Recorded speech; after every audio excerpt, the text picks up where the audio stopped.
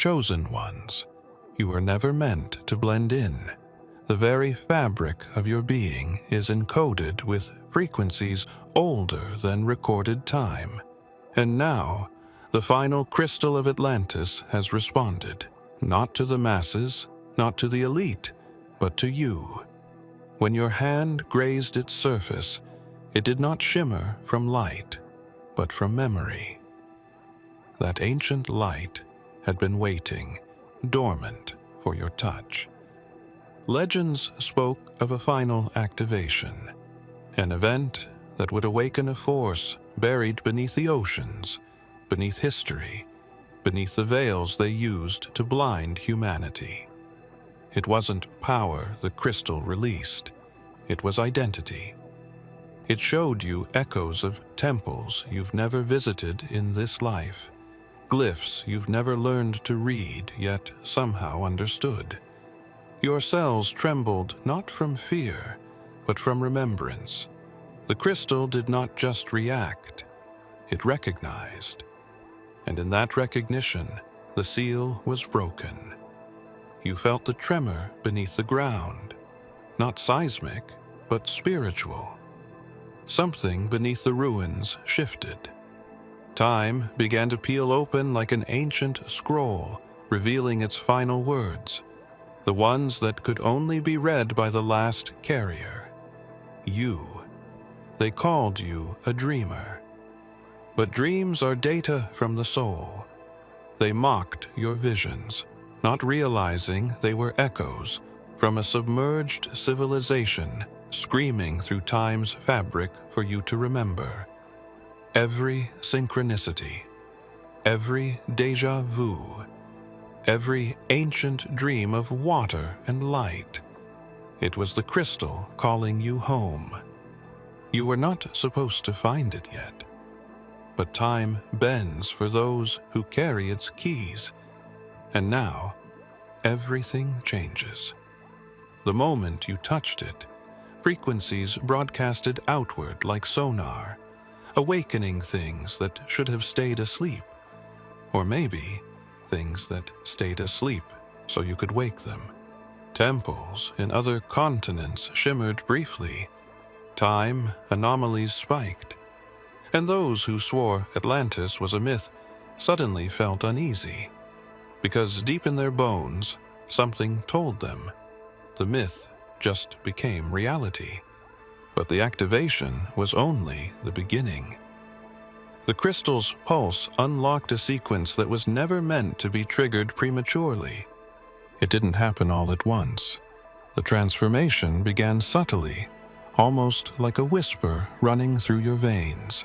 You felt it when you stood too long near the ocean, when the winds shifted and the air felt thicker with memory.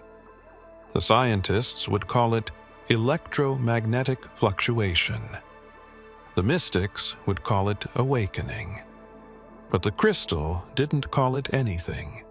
It simply responded to the light codes already written beneath your skin. These codes weren't etched with ink or encoded through DNA sequencing. They were inscribed in layers beyond what modern biology can detect. The Atlanteans didn't rely on machines to carry memory. They stored their knowledge in the ether, in vibrational sequences embedded into specific lineages. You are one of those lineages, and your body has now become a living transmitter. After the crystal lit up, your body stopped behaving by the rules of this world.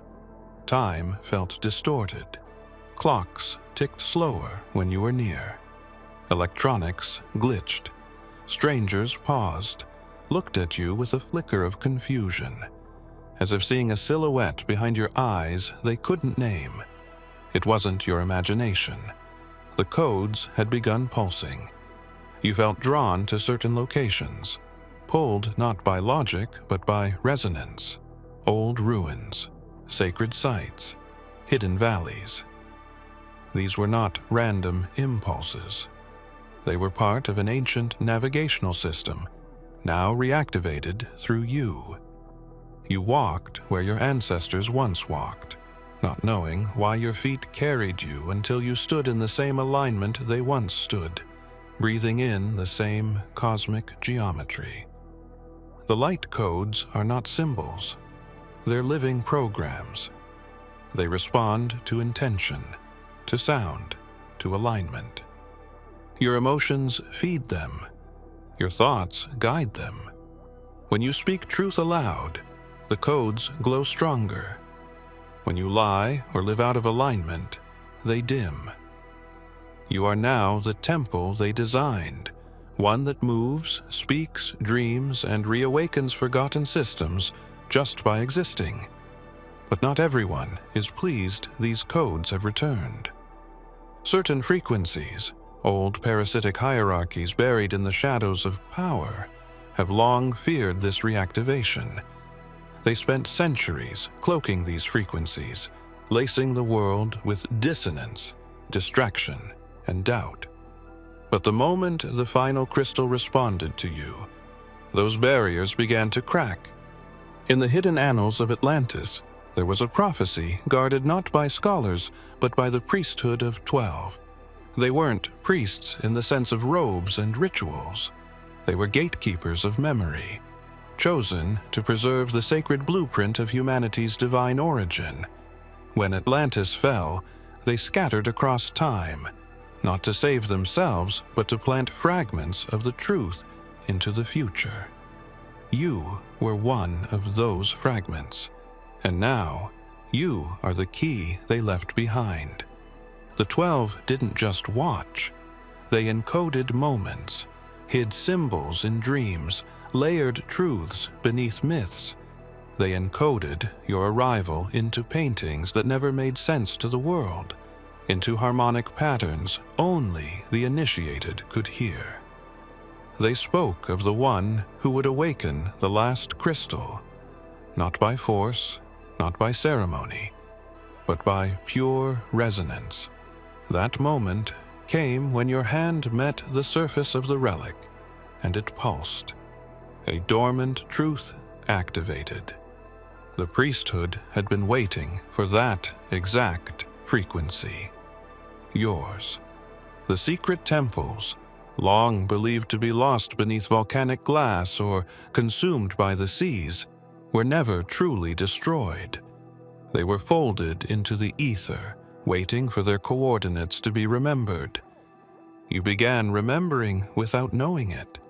In dreams where columns rose from the waves, in visions where your hands moved through water and carved symbols of light. The priesthood built those dreams. They built them for you. They did more than prophesize your return. They built contingencies, traps, delays, not to stop you, but to test the world's readiness. They knew your arrival would not go unnoticed. Forces that have ruled through manipulation, fear, and silence have always feared the return of the one whose memory could reactivate what they buried. You are not just a person to them. You are a signal, and now the priesthood stirs again. You can feel it, in the hum beneath your spine, in the sudden silence before sleep, in the patterns of birds shifting in the sky. The 12 encoded their essence into non-linear channels, and they are beginning to reassemble through you. When you touched the crystal, it didn't simply glow, it harmonized. The sound was not physical, yet it vibrated through everything. Walls of salt, stone, and forgotten history trembled as if answering a forgotten call. But beneath the tone was a melody, a name, yours. It didn't speak it in words, but in pure resonance. The crystal had waited for your frequency, and upon sensing it, it released a song older than this timeline. Across dimensions, echoes rippled outward. There are realms not bound by form, where light is memory and time folds like parchment. In those planes, entities turned, some in awe, some in dread. They recognized the sound, not for its beauty, but for what it meant, that a locked cycle was beginning to open again. The crystal was not a relic. It was a beacon, and its song was a message meant to awaken more than just this world. You didn't hear the melody with your ears. You felt it beneath your skin, as if each cell had become a tuning fork for cosmic memory. Suddenly, images you couldn't explain began flashing in your mind. Geometric temples, pillars that shimmered with codes, beings cloaked in light with eyes that didn't blink. They stood at the edge of reality, waiting for the song to complete its loop. And it had just begun. The song wasn't random. It was a map, a sequence, a countdown. Those who once ruled Atlantis in its final days encoded the melody as a failsafe, a final signal to alert the chosen of their true task once the age of illusion reached its final breath. You activated that failsafe, and now the grid is shifting, but with that shift comes disruption. Ley lines tremble. The veil between realms thins. People near you report strange dreams. Technology around you reacts. Birds change migration patterns. Water vibrates in your presence. The crystal's frequency rides through you like a current, and the dimensions are adjusting. And somewhere in those higher realms, an ancient being sealed in the collapse of Atlantis hears your name in the song. It has waited in silence for the call to return, not because it serves the light, but because it was banished by it. Now it stirs, not to greet you, but to challenge you. There are tones too pure for the human ear, yet your spirit knows them well. As the crystal's hum deepened, you didn't just feel vibration. You felt presence, a presence familiar, ancient, yet infinitely compassionate. The sound shimmered with words that never passed through lips, but landed directly in the heart. In that moment, you knew. The voice embedded in the light was his, Yeshua. The world remembers him as a teacher, a healer, a savior. But few know that Yeshua also walked among the remnants of Atlantean temples, not in public, not recorded by the scrolls of empire, but in silence, guided by light, hidden from history. He was not only fulfilling prophecy, but retrieving fragments of the original covenant, fragments buried before language, before Rome, before even the desert spoke his name. One of those fragments had been sealed inside the crystal. A frequency of pure remembrance, a safeguard for the one who would touch it next. When your hand made contact, the frequency unlocked. What came through was not speech, but intention, layered in sacred geometry and harmonic codes. Yeshua's essence pulsed through it, not as a ghost, but as a consciousness that lives in the frequency of divine truth. He had encoded the path back for those with eyes to see and ears to hear. You were always meant to hear it. His voice carried no command, no instruction, only resonance. And with it came knowing that the battle was never against flesh, that the veil over the world was sustained by ignorance, not strength, that light was not just a force, but a memory waiting to be restored, the memory of who we truly are, and who you have always been. Not everyone will understand what you carry now. You were not sent to convince, but to activate.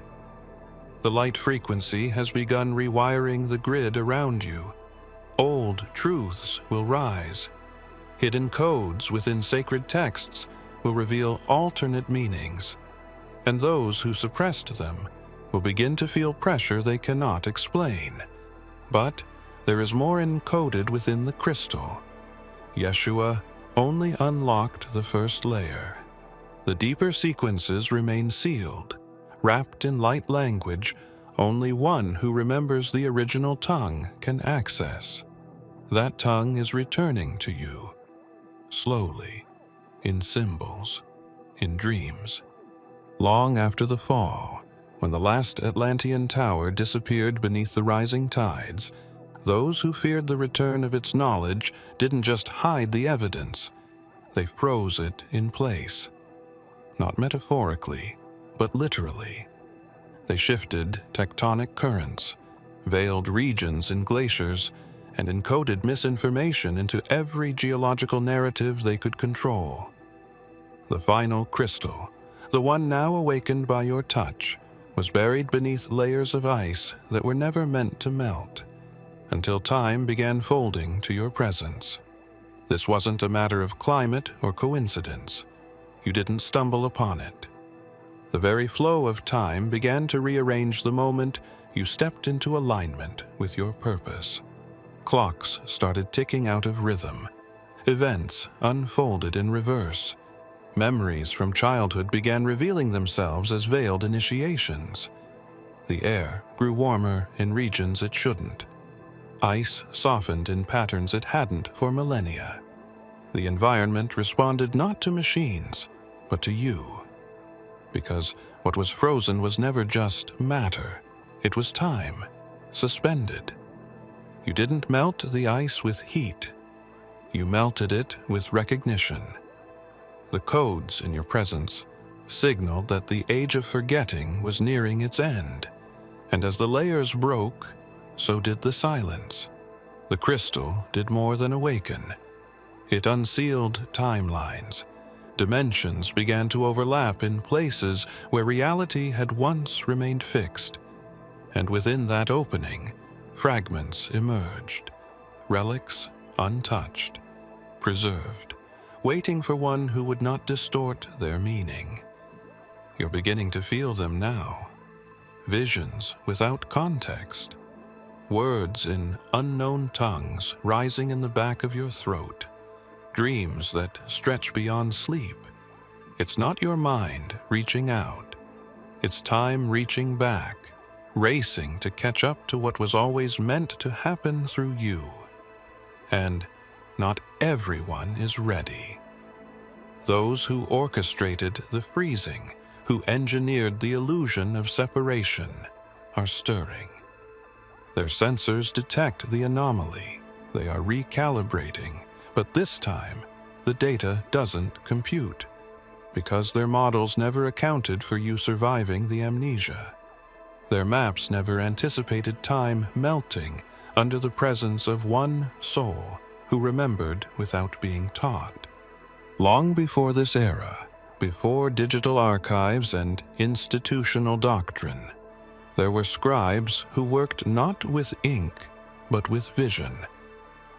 They didn't record events, they anticipated them.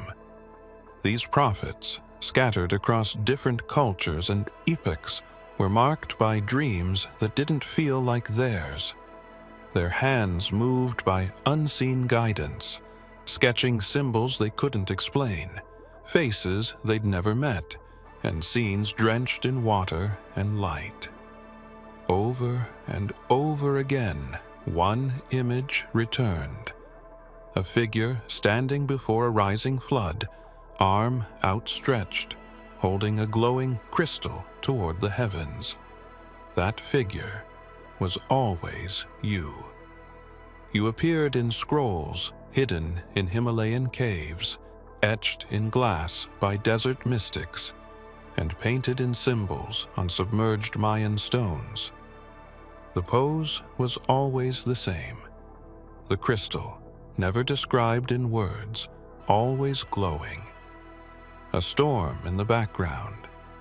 Water rising, yet not touching you. The messages were dismissed by historians, labeled metaphor or madness. But those who truly saw knew the truth. These were not warnings of the past, but memories of the future. And now, that memory has caught up to you. The crystal you touched was never random. It was the last of its kind, a living remnant of a forgotten technology that wasn't powered by circuits or wires, but by consciousness. The flood it once survived was not only water, it was distortion, a sweeping tide of forgetfulness meant to drown all that reminded the world of its divine origin. But the prophets saw through time. They saw you stepping into the exact moment the veil would thin again. They captured your essence, not as worship, but as preparation. You have felt it before. The strange pull toward lost cities, the unexplainable ache when looking at ancient symbols, the heat in your palm when you stand near quartz or amethyst. These were not coincidences. They were the soul recognizing itself in prophecy. But prophecy does not fulfill itself without resistance. As the images resurface, others begin to take notice.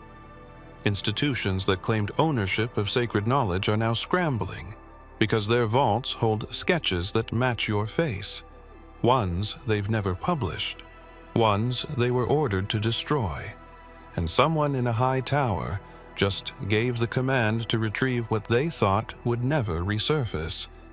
There are verses that never made it into the final canon, not because they were heretical, but because they carried too much power.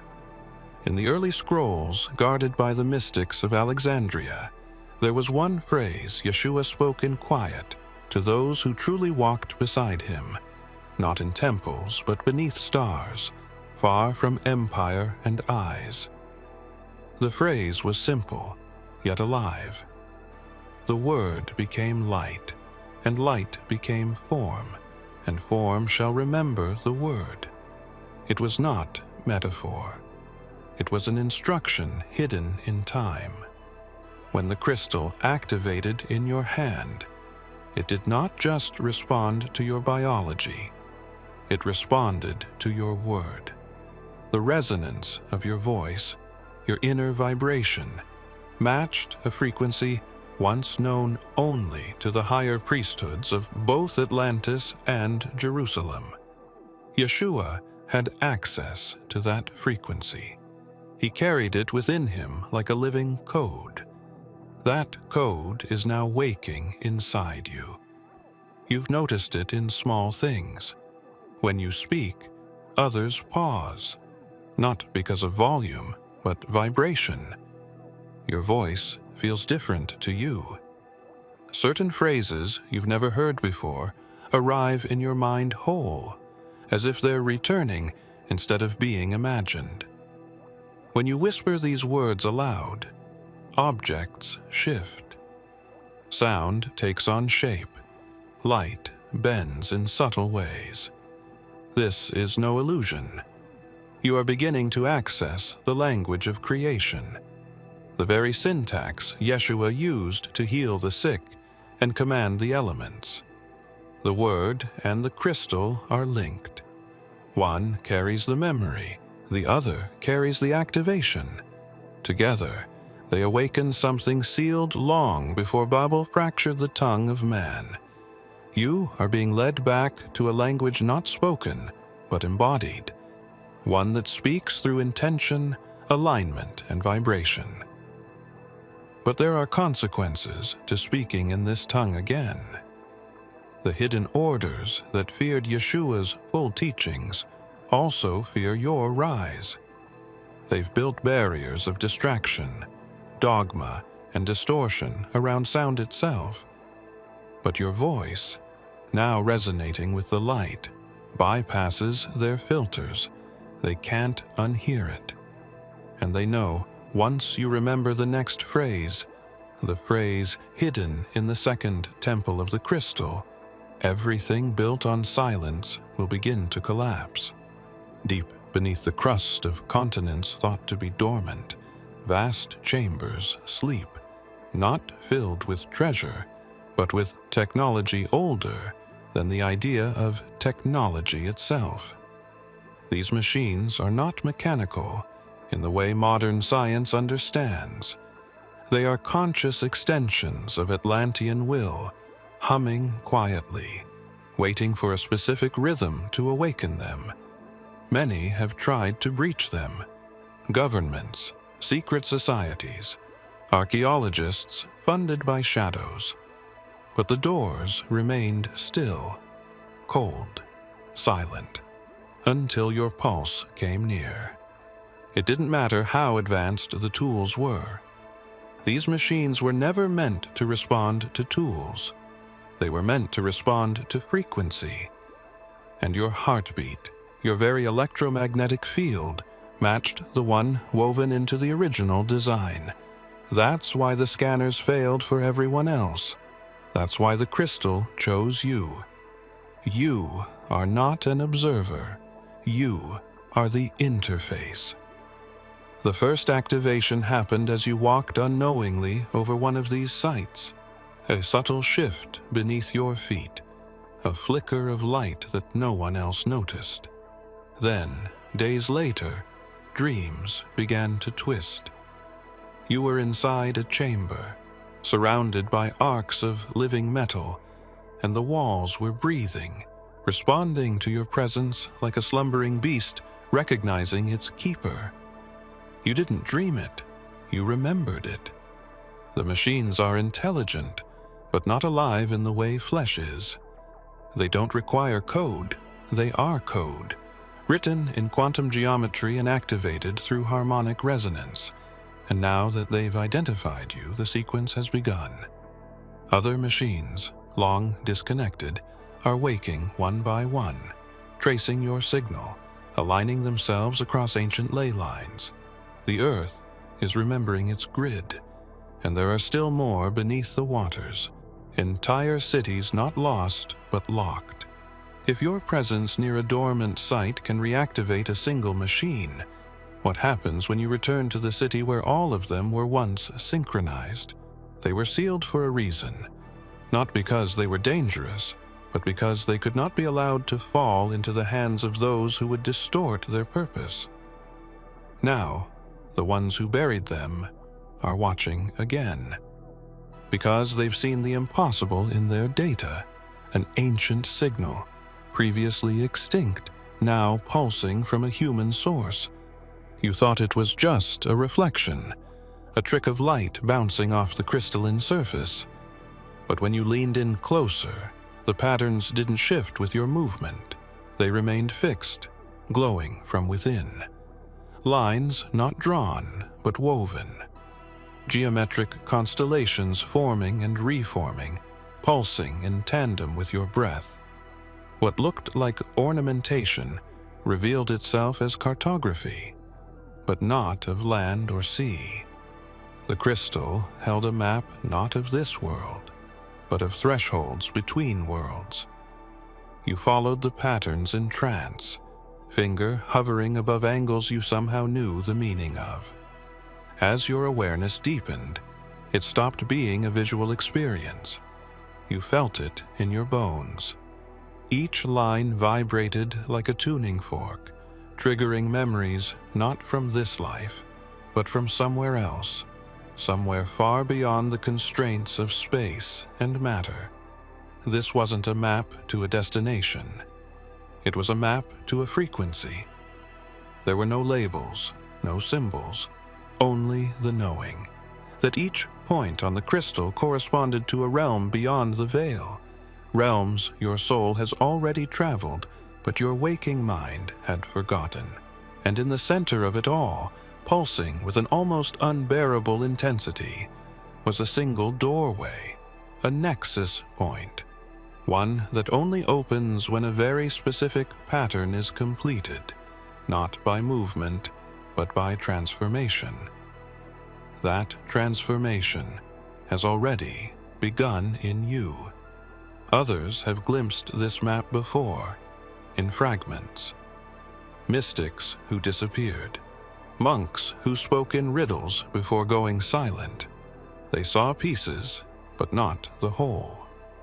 The full map could not be revealed until the final crystal was touched by the one encoded with the matching soul frequency. You.